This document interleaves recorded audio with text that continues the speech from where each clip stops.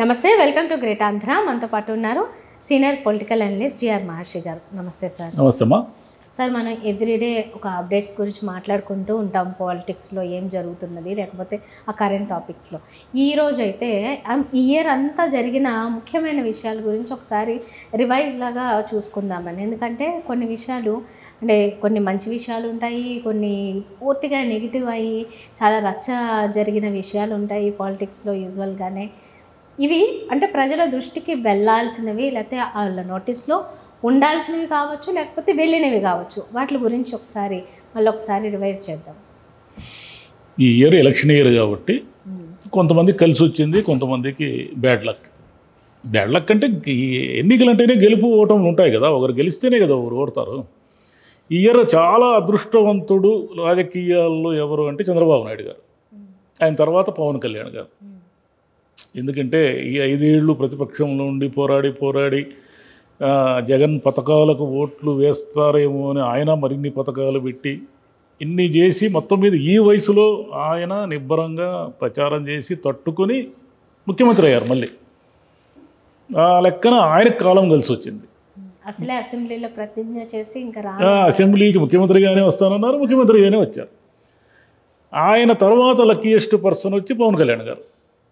ఎందుకంటే ఆయన పార్టీ గతంలో అన్ని సీట్లు ఓడిపోయి ఈసారి అన్ని సీట్లు గెలిచి ఉప ముఖ్యమంత్రి వరకు వచ్చారు. ఆయన చాలా పెద్ద అది. అంటే ఒక నాయకుడు గతంలో అన్నీ ఓడిపోయిన నాయకుడు ఈసారి అన్నీ గెలిచి ఉప ముఖ్యమంత్రి వరకు వచ్చారు అంటే చాలా పెద్ద విషయం అది. ఇక్కడ కేసీఆర్ గారు ఆయన ఉద్యమ సారథి కదా, తెలంగాణ ఉద్యమ సారథి. తెలంగాణను తెచ్చిన వాళ్ళలో ఆయన ముఖ్యుడు, ఆయనే అనుకోండి. ఆయన ఓడిపోయాడు. అంటే 10 సంవత్సరాల తర్వాత తెలంగాణకి ఒక పెద్ద దిక్కు తెలంగాణ ఆయన వల్లే వచ్చింది అనుకునే నాయకుడు ఇక్కడ ఓడిపోయాడు. ఇక నేషనల్ లెవెల్లో తీసుకుంటే మోదీ గారు మళ్ళీ వచ్చారు కానీ కొంచెం వీళ్ళందరూ సపోర్ట్తో వచ్చారు. ఆయన పార్టీ పూర్తిగా తన మీద ఆధారపడి రాలేదు. రాహుల్ గాంధీ గారు అక్కడ దెబ్బతిన్నారు. కానీ ఈ ఇయర్ అయితే కొంచెం సక్సెస్ అయినట్లే, అంటే మెజారిటీ అయితే కొద్దిగా బాగానే రీచ్ అయ్యారు కదా. ఓకే, నెక్స్ట్ 5 ఇయర్స్కి ఏమైనా రాహుల్ గాంధీ ప్రధానమంత్రి వరకు వస్తారేమో మనకు తెలియదు. ఇక్కడ రేవంత్ రెడ్డి గారు లాస్ట్ ఇయర్ గెలిచినప్పటికీ కూడా ఈ ఇయర్లో ఆయన చాలా చేశారు.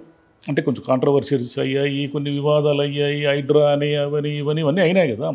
కానీ రేవంత్ రెడ్డి గారి గురించి ప్రత్యేకంగా మనం ఎందుకు మాట్లాడుకోవాలంటే కాంగ్రెస్ ముఖ్యమంత్రులు ఎప్పుడూ కూడా కీలుబొమ్మల్లాగా ఉంటారు, ఢిల్లీ నుంచి వాళ్ళని నడిపిస్తూ ఉంటారు. ఇక్కడ వాళ్ళు వచ్చిన కొంతకాలానికి అసమ్మతి, అసహనాలు మొదలై, గ్రూప్ తగాదాలు మొదలై వాళ్ళని దించేదానికి ప్రయత్నాలు జరుగుతున్నాయి అనేది వాళ్ళ కల్చర్. అది కాంగ్రెస్ కల్చర్. గతంలో తీసుకుంటే మనం కాంగ్రెస్ కల్చర్ని మారిపోయిందేమో రేవంత్ రెడ్డి గారిని చూస్తే అనిపిస్తుంది. ఎందుకంటే ఆయన చాలా స్టబ్బర్న్గా, గట్టి ముఖ్యమంత్రిగా చాలా నిర్ణయాలు తీసుకోగలుగుతున్నారు. నేను ఈ తెలంగాణ ముఖ్యమంత్రిని, నన్ను అంత సులభంగా మీరు ఎవరు కదిలించలేరు అనే ఒక మెసేజ్ పాస్ చేశారు ఆయన.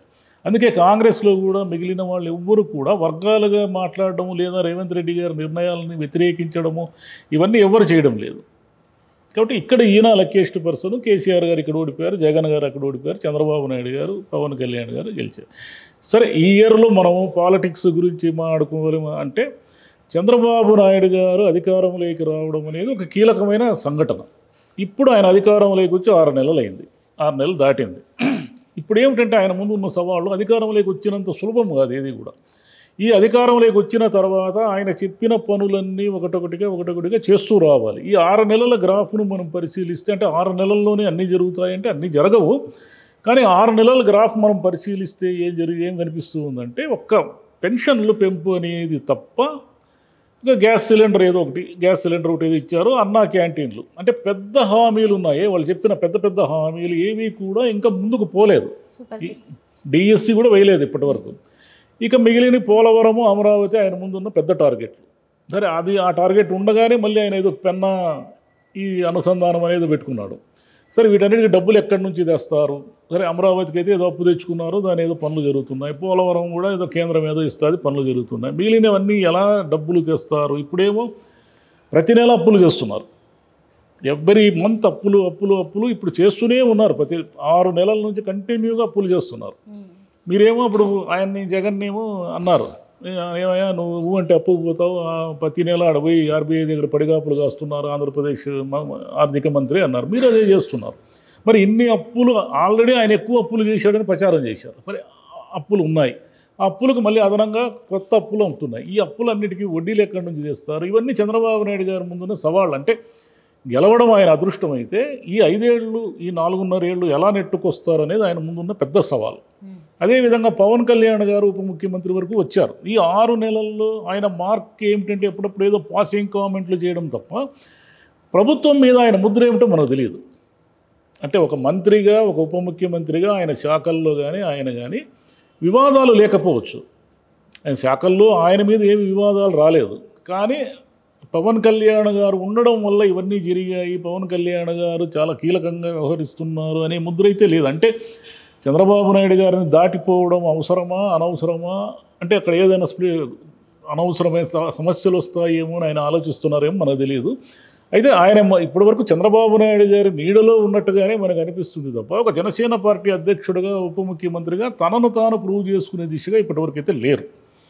ఇక లోకేష్ గారు మెల్లిమెల్లిగా అడుగులు వేస్తున్నారు. ఆయన ఏదో రెడ్ బుక్ అవి ఇది పెట్టుకున్నారని ఆయన మీద విమర్శలు వచ్చినా ఆయనేమి చంద్రబాబు నాయుడు గారిని డామినేట్ చేసే విధంగా ఇంకెక్కడా ఏమీ లేదు ఆయనకు సంబంధించి. మీరు గమనిస్తే లోకేష్ బాగా డౌన్ అంటే అండర్ కరెంట్గా వర్క్ చేసుకుంటూ వెళ్తున్నారే తప్ప నేను ముఖ్యమంత్రి కుమారుణ్ణి, నేను కాబోయే ముఖ్యమంత్రిని అనే విధంగా ఆయన ఏమీ లేరు.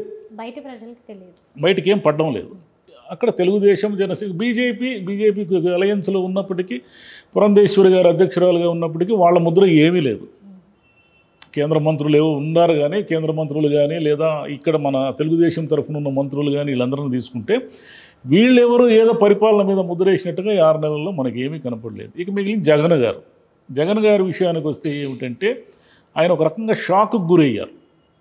అంటే నేను ఏదో పథకాలు ఇచ్చేసాను, జనము నేరుగా నేను బటన్ నొక్కి పథకాలు ఇవ్వడం వల్ల జనం ఓటర్లు నా వైపు ఉన్నారు, ఈ రాజకీయ నాయకులు, గ్రూప్ తగాదాలు, కార్యకర్తలు వీళ్ళంతా కాదు, నేను జనంతో నేరుగా సంబంధం పెట్టుకున్నాను, జనంతో నేరుగా మమేకమవుతున్నాను అని నమ్మారు ఆయన నమ్మకం ఏమిటంటే మరి జనము ఓటు ఆయనకు వేయకపోవడానికి చాలా కారణాలు ఉన్నాయి. పార్టీలు కొంతమంది చేసిన వ్యాఖ్యానాలు కావచ్చు, పనికిమాలిన మాటలు కావచ్చు, పార్టీకి అంటే విపరీతమైన వాళ్ళ మీద జరిగిన దుష్ప్రచారం కావచ్చు, ల్యాండ్ టైటిలింగ్ యాక్ట్ కావచ్చు, లేదా వీళ్ళు చేసిన అభివృద్ధి ఏమి చెప్పుకోలేకపోవచ్చు. కారణాలు ఏమైతేనేమి ఆయన షాక్ నుంచి కోలుకొని మెల్లిమెల్లిగా ఒక ప్రతిపక్ష నేతగా జనంలోకి వస్తున్నాడు. ఈ 6 నెలల్లో జరిగింది ఏమిటంటే నేను ప్రతిపక్ష నేతగా 11 సీట్లకు మీరు ఇచ్చినంత మాత్రాన్ని నేనేం ఊరికి కూర్చోను, నేనేదో ఒకటి యాక్టివిటీ చేస్తూ ఉంటాను. కానీ ఆయన అసెంబ్లీకి పోయి ఉండాల్సింది. ఆయన ఏమిటంటే ఆయన అసెంబ్లీకి వెళ్లకుండా, మీరు అసెంబ్లీకి వెళ్లకుండా ఉండడం అనేది ఏ రకంగా కరెక్ట్? మీకు ప్రతిపక్ష నాయకుడు హోదా ఇవ్వలేదంటే అది రూలు, సాంప్రదాయము.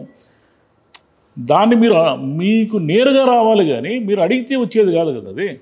కాబట్టి ఆయన అసెంబ్లీలో తన గొంతును వినిపించకుండా ఆయన బయట నేను మీడియాతోనే మాట్లాడతాను అని అనడము కరెక్ట్ కాదు. ఆంధ్రప్రదేశ్కి సంబంధించి అంటే ఈ 6 నెలల్లో ఈ సంవత్సరంలో జరిగిన మార్పులు ఏమిటంటే ప్రభుత్వం మారింది. చంద్రబాబు నాయుడు గారు ఈ వయసులో కూడా ప్రచారం చేసి, ఈ వయసులో కూడా ఎన్నికలను ఎదుర్కొని గట్టిగా ఇప్పుడు కూడా మీకు 6 నెలల్లో ఆయన గమనిస్తే మీకు అర్థమయ్యేది ఏమిటంటే వయసు అనేది ఊరికే నంబరే తప్ప ఆయన ఏమీ తాకలేదు. ఈ 6 నెలలు కూడా ఆయన ఎప్పుడు జనం మధ్యనే ఉన్నారు. ఈ 6 నెలల్లో ఏవో వరదలు వచ్చాయి, ఇదంతా జరిగాయి కదా. ఎన్ని జరిగినా సరే వాటిని ఆయన సక్రమంగా పరిష్కరించారా లేదా అనేది వేరే టాపిక్. కానీ ఆయనే జనంలోనే ఉండడం అనేది ఒక పాజిటివ్ అంశం. ఎప్పుడు చూసినా ఏదో ఒక సమావేశం ఏదో చేస్తూ ఉంటారు. కానీ ఆయనతో ఉన్న ప్రాబ్లం ఏమిటంటే ఆయన అధికారంలోకి వచ్చిన వెంటనే ఇదేదో కార్పొరేట్ కంపెనీ రాష్ట్రము, ఈ సీఈఓ నేను అనుకొని ఒక భ్రమకు గురవుతారు ఆయన. అంటే కార్పొరేట్ స్థాయిలోనే ఈ ప్రభుత్వాలను నిర్వహించాలా అని ఒక ఇది ఉంది ఆయనకి. కానీ కార్పొరేట్ స్థాయిలో ప్రభుత్వాలు నిర్వహించలేరు.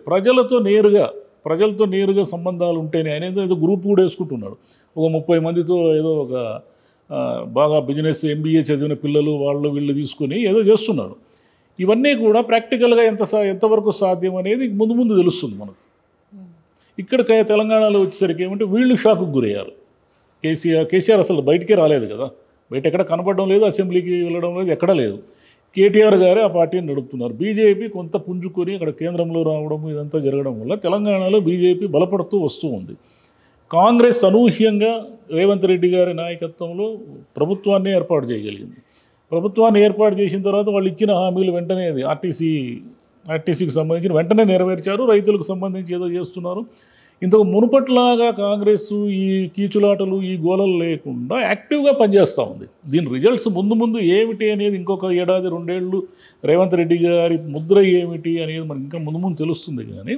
కానీ కాంగ్రెస్ ముఖ్యమంత్రిగా గతంలో ఈ ముఠా తగాదాలు ఈ గోలల్లో నుంచి ఆయన సొంతంగా నిర్ణయాలు తీసుకుంటూ సొంతంగానే నేను ప్రత్యేకమైన ముఖ్యమంత్రిని నేను ఒక ముద్ర వేయడానికి ప్రయత్నిస్తున్నారు. ఎందుకంటే హైడ్రా అనేది చిన్న విషయం కాదు. దాన్ని అన్నిటినీ అంత పెద్ద పెద్ద వాళ్ళందరూ బిల్డింగ్లన్నీ కొట్టేయాలి అంటే మామూలుగా కాంగ్రెస్ నాయకత్వంలో సాధ్యం కాదు. ఆ ఒత్తిళ్లు ఢిల్లీ నుంచి వచ్చే ఒత్తిళ్లను తట్టుకోలేక ముఖ్యమంత్రులు నిర్ణయాలు మార్చుకునేస్తారు. కానీ అది జరగలేదు. రైట్. కానీ ఒకటే కేసీఆర్ బయటికి రాకపోవడం అనేది, ఎందుకంటే ఆయన వాయిసే ఇంపార్టెంట్. ఆయన మాట్లాడితేనే ఎక్కువ ప్రజలు అట్రాక్ట్ అయ్యేది, లేకపోతే ఇన్ఫ్లుయెన్స్ అయ్యేది. కానీ ఆయన ఎందుకు అసలు రావడం లేదు. అంటే ఎంత పోరాటం చేసినా కేటీఆర్ ఇప్పుడు కేసీఆర్ గారు ఎందుకు ఓడిపోయారంటే మనకు 2 ప్రధానమైన కారణాలు కనిపిస్తాయి. ఆయన 10 ఏళ్ళు ముఖ్యమంత్రిగా ఉన్న తర్వాత అనవసరంగా టీఆర్ఎస్ని బీఆర్ఎస్గా చేసి నేను దేశమంతా పట్టి పెడతాననేది ఒక తప్పు. రెండవది ఆయన ఎవరిని కలవకుండా మీడియాని కానీ ఎవరితోనూ కూడా ఇంటరాక్ట్ కాకుండా ప్రజలతో ఇంటరాక్ట్ కాకుండా కేసీఆర్ గారు అహంకారంగా వ్యవహరిస్తున్నారు అని ఆయనకి ఎలాగైనా ఆయన అహంకారాన్ని కిందికి దించాలి అనే ఒక మైండ్ సెట్ ప్రజల్లో ఏర్పడేలా ఆయనే చేసుకున్నారు. అందువల్ల ఆయన ఓటమికి అదొక ప్రధానమైన కారణం. ఇప్పుడు బయటికి రావడం అంటే బయటికి రావాల్సిందే. ఆయన ఏ నాయకుడైనా ఓటమిని తట్టుకొని ప్రజల్లోకి వెళ్ళాల్సిందే. ఈరోజు కాకపోతే రేపు. నేను ప్రజల్లోకి వెళ్ళను, నేను అసెంబ్లీకి వెళ్ళను అనడం వల్ల అది మీకే నష్టం జరుగుతుంది. అంటే రేవంత్ రెడ్డి తప్పులు చేసే వరకు మీరు వెయిట్ చేస్తారా? వెయిట్ చేసి అప్పుడు వెళ్తారా జనంలోకి? కానీ అట్లా ఉండకూడదు కదా. మీరు 10 ఏళ్ళు ముఖ్యమంత్రి, ఒక ఉద్యమ నేత, ఎన్నో ఆటుపోట్లు తిన్నారు, ఎన్నో ఇబ్బందులు పడ్డారు, జైళ్ళకు పోయారు, ఆమరణ నిరాహార దీక్ష చేశారు. ఎంత ట్రాక్ రికార్డు ఉంది మీకు. ఇప్పుడు మీరు ప్రజల్లోకే రాకుండా పోతే ఏమనుకుంటారు జనం మీ గురించి? ఏపీలో జగన్, అలాగే తెలంగాణలో కేసీఆర్ ఇద్దరు వాళ్ళ బలాన్ని మర్చిపోయారు. వాళ్ళ జనంలో ఉండేది, వాళ్ళు మాట్లాడి వీళ్ళిద్దరూ జనంలో నుంచి వచ్చిన నాయకులు. జనం ఎప్పుడైతే మర్చిపోయారో అప్పుడు వీళ్ళు జనాన్ని దూరం అయ్యి వీళ్ళు ఓడిపోయారు. వీళ్ళిద్దరూ కూడా జగన్ పాదయాత్రలు, ఓదార్పు యాత్రలు ఎప్పుడు జనంలోనే తిరిగాడు కదా. ఈయన ఎంతకాలము ఆ ఉద్యమాన్ని అసలు తెలంగాణ ఎప్పటికీ రాదేమో, ఇది ఇంపాసిబుల్ అనుకున్న దశ ఉండింది కదా ఒకప్పుడు. కాంగ్రెస్ పార్టీ ఇవ్వదు అని. అట్లాంటప్పుడు ఈయన సింగిల్గా పోరాడి ఎంత మొబిలైజ్ చేశాడు, ఎంత ఉద్యమాన్ని నడిపాడు. అంత పెద్ద ఉద్యమాన్ని హింస లేకుండా నడిపాడు. అది మీరు గమనించాల్సిన అంశం ఏమిటంటే ఏ దశలోనూ కూడా ఊరికే మాటలు, రెచ్చగొట్టే మాటలు ఇవన్నీ నడిచాయి. కానీ హింస అనేది అంటే మనుషులు చనిపోవడము, హింస అనేది లేకుండా అంత పెద్ద ఉద్యమాన్ని నిర్వహించి ఆయన తెలంగాణ తెచ్చారు. కాబట్టి అది చిన్న విషయం కాదు. మరి అంత పెద్ద నాయకుడు ఒక్క ఓటమికే కృంగిపోతే ఎట్లా? ఇంకా ఫైనల్లీ అసెంబ్లీ సమావేశాల విషయానికి వస్తే ఏపీలో ఎలాగో ప్రతిపక్ష ఏపీలో వన్ వే అది ఇంకా లేదు, దాన్ని అడిగే వాళ్ళే లేరు. వస్తే ఇంకా తెలంగాణలోనే కాస్త వాదోపవాదాలు ఇక్కడ బాగానే జరుగుతున్నాయి. ఇక్కడ అసెంబ్లీ లాగానే ఉంది. కేటీఆర్ గారు పక్కాగా అటెండ్ అవుతూ ప్రతిదానికి ఆయన సమాధానం ఇస్తున్నారు. ఆయన ఏమి ఇదిగా లేరు. బీఆర్ఎస్ నాయకులు ఏమి స్తబ్దంగా ఏమి లేరు. బీజేపీ కానీ బీఆర్ఎస్ కానీ రేవంత్ రెడ్డి గారికి ధీటుగానే సమాధానాలు ఇస్తున్నారు. ఓడిపోయినా కానీ ఐటీ మినిస్టర్గా కేటీఆర్ మంచి పేరు తెచ్చుకున్నారు. మళ్ళీ కూడా ఈ ప్రభుత్వంలో కూడా ఆయన పెట్టుకుంటే ఆయనకి ఇప్పుడు అసలైన పోరాటం ఇప్పుడు స్టార్ట్ అయింది కేటీఆర్ గారికి. ఇంత మునుపు తండ్రిని ఇది ఉండింది, తండ్రి ఇన్ఫ్లుయెన్స్ ఉండింది. కేసీఆర్ గారి కుమారుడు కేటీఆర్. ఇప్పుడు కేసీఆర్ గారు బయటికే రావడం లేదు కాబట్టి కేటీఆర్ గారే తన భుజాల మీద పార్టీని నడుపుకుంటూ వెళ్తున్నారు. ఇప్పుడే అతనికి అసలైన ఛాలెంజెస్, అసలైన ఇది ఆయన నాయకుడుగా ఆయన నిరూపించుకోవడానికి గతంలో కంటే ఇప్పుడు ఇది ఒక ప్రతిపక్షంలో ఉన్నప్పుడే మనకు ఎక్కువ అవకాశాలు వస్తాయి ఒక నాయకుడిగా నిరూపించుకోవడానికి. చంద్రబాబు నాయుడు గారు అంత పెద్ద 5 ఏళ్ళు యుద్ధం చేశారు కాబట్టి జగన్తో ఆయన ముఖ్యమంత్రి వరకు వచ్చారు. ఆయన జైలుకు వెళ్ళారు. అంటే ఒక యుద్ధం చేయాల్సింది జగన్ అయినా రేపు వీళ్ళందరితో చంద్రబాబు నాయుడు గారితో యుద్ధం చేయాల్సిందే. ప్రజలు నిర్ణయిస్తారు వీళ్ళు చేస్తున్నది ధర్మ పోరాటమా కాదనేది ప్రజలు నిర్ణయిస్తారు. రైట్. సో ఓవరాల్గా ఇవి మనం ఏమన్నా కొన్ని బహుశా ఏ కారణం తన విస్మరించా మర్చిపోయి ఉంటే అది వేరే విషయం. కానీ చెప్పుకోదగ్గది కొంతమందికి మంచి జరిగింది, కొంతమంది అంటే విజయం వరించింది, కొంతమంది ఓటమి వరించింది. ఇంకా వాళ్ళ చేతిలో ఉంది. అందరికీ విజయం వరిస్తే ఓడిపోయేది ఎవరొకరు ఓడిపోతేనే కదా ఒక విజయం వస్తుంది. కాబట్టి అన్ని సంవత్సరాలు అందరికీ అనుకూలంగా ఏముండవు. ఎన్నో సంఘటనలు జరుగుతుంటాయి. రాజకీయాల్లో ఏమిటంటే ఒక సంఘటన అనేక సంఘటనలకు దారితీస్తూ ఉంటుంది. కాబట్టి ఈ 6 నెలలు అంటే ఆంధ్రప్రదేశ్లో అయితే 6 నెలలు, ఇక్కడైతే 1 ఇయర్, తెలంగాణలో అయితే అన్నింటిని లెక్కేస్తే ఇటువైపు ఇద్దరు కూడా ఇప్పుడే వాళ్ళు ఏదో లోపాలు వైఫల్యాలు అనేది టూ ఎర్లీ. ఇద్దరూ కూడా సమర్థవంతంగానే ఉన్నారు. కాకపోతే చంద్రబాబు నాయుడు గారు పథకాలు ఎప్పుడు ఇస్తారు అనేది 2025లో కూడా జనం వెయిట్ చేస్తూ ఉన్నారు. ఇస్తారా లేదా, స్కిప్ చేస్తారా, లేక సంఖ్యను తగ్గిస్తారా, ఈ డౌట్లన్నీ ఉన్నాయి. మరి రేపు వీళ్ళు విపరీతంగా ఏవేవో ప్రాజెక్టులు ఇవి ప్రకటిస్తున్నారు, వాటన్నిటికీ డబ్బులు ఎక్కడి నుంచి తెస్తారు అనేది ఇప్పుడే మొత్తం అప్పులు చేసేసారు కంప్లీట్గా. ఇంకా కొత్త అప్పులు ఎక్కడి నుంచి తెస్తారు అనేది చూడాలి. ఇంకా ఆయన సీనియారిటీ మీద ప్రజలు పెట్టిన నమ్మకాన్ని ఆయనే బ్రతికించుకోవాలి. ఎందుకంటే చంద్రబాబు నాయుడు గారికి ఇక గతంలో జగన్ చేశాడు అనే అవకాశం లేదు. 6 నెలలు దాటిపోయింది. ఇప్పుడు కూడా ఈరోజు కూడా వార్తలు వస్తున్నాయి, ఇంకా వైసీపీ కనుసన్నల్లో ఉన్న కంపెనీలకే టెండర్లు ఇస్తున్నారు, వైసీపీ నాయకులకే ఇవన్నీ ముట్ట చెప్తున్నారు, వైసీపీ మనుషులే ఇంకా మంత్రుల ఛాంబర్స్లో ఉన్నారు అని అంటున్నారు కదా. అది ఎవరు తప్పు? మీరు 6 నెలలు అయింది అధికారంలోకి వచ్చి. అప్పుడంతా ఒక ఎలక్ట్రికల్ సంస్థకు జగన్ దోచిపెట్టేశాడు అని వార్తలు వచ్చాయి. అదే ఎలక్ట్రికల్ సంస్థకు మీరు ట్రాన్స్ఫార్మర్లు కాంట్రాక్ట్ ఇచ్చారు ఈరోజు. మరి అప్పుడు జగన్ చేసింది కరెక్టా, ఇప్పుడు మీరు చేసింది కరెక్టా? అంటే ఆయన చేస్తే దోచిపెట్టడము, మీరు చేస్తే కరెక్ట్గా న్యాయంగా ఇవ్వడమా? కాబట్టి చాలా ఇంకా ముందు చాలా ఉన్నాయి. ముందుంది ముసళ్ళ పండుగ అంటారు, ఇక ముందు వచ్చేదంతా సమస్యలే. 2 రాష్ట్రాలకి ముందున్నదంతా challenges. Thank you sir. Thank you.